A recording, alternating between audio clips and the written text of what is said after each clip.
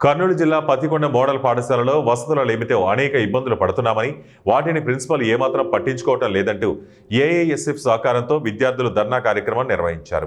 పాఠశాలలో విద్యార్థుల అవసరాలను ప్రిన్సిపల్ ఏమాత్రం గుర్తించకుండా నిత్యం సెలవులో ఉంటాడని వారు ఆరోపించారు. పాఠశాలలో తాము తాగడానికి నీటి సౌకర్యం కూడా లేకపోవడం చాలా బాధాకరమైన విషయమన్నారు. మధ్యాహ్న భోజనంలో ఏమాత్రం నాణ్యత పాటించడం లేదని, ఈ విషయంపై ఉపాధ్యాయులకు ఫిర్యాదు చేస్తే వారు మేము పెట్టిందే తినాలంటూ దురుసుగా ప్రవర్తిస్తున్నారని విద్యార్థులు ఆవేదన వ్యక్తం చేశారు. విద్యార్థుల మధ్యాహ్న భోజనంలో పౌష్టికాహారం జోడించాలని ఈ సందర్భంగా డిమాండ్ చేశారు.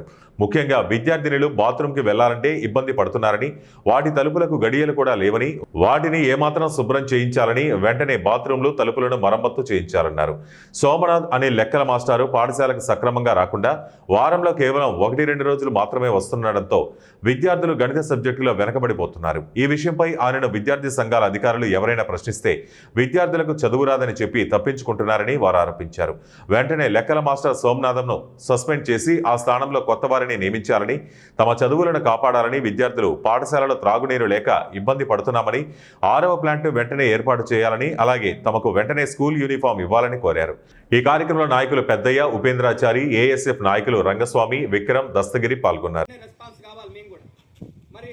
సమస్యలు మాకేం చెప్పినారు అనేది ఫస్ట్ మీరు దాంట్లో ఎంతవరకు నిజమే ఎంతవరకు అబద్ధం అనేది మీరే ఆలోచించుకోవాలి.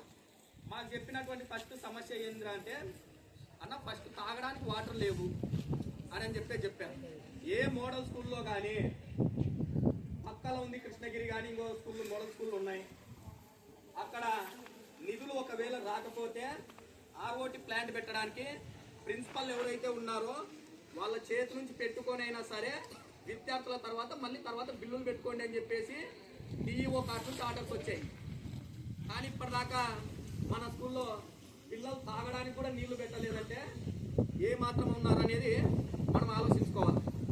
రెండోది, మరీ విచిత్రం ఏమంటే, ఇంత బాగా కట్టించినటువంటి పాఠశాలలోన విద్యార్థినీలు కాలకృత్యాలు తీసుకోవడానికి ఏవైతే ఉన్నాయో వాటికి సంబంధించి కనీసం బాత్రూంలకు డోర్లు సరిగా లేవంట.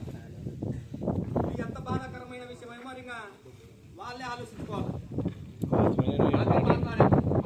రెండోది ఏమంటే, ఫుడ్ బాగలేనప్పుడు ఖచ్చితంగా నాకు ఈ రోజు వచ్చిన వెంటనే పిల్లలు చెప్పారు ఏమని,